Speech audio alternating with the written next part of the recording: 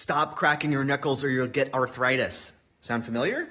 Well, guess what? Mom and dad were wrong. That satisfying pop often comes from the formation of gas bubbles in the synovial fluid which lubricates joints. When these bubbles form, they slightly increase the space within the joint, allowing for a bit more movement. So cracking your joints can also help release tension in the surrounding muscles. This relaxation can lead to a feeling of increased flexibility. It is totally harmless. So go ahead and crack away. Your knuckles aren't going to get mad at you. Your neighbor might. Did your parents freak out about this one too? Drop a comment and tell me your funniest knuckle cracking story or the missed meat you were told.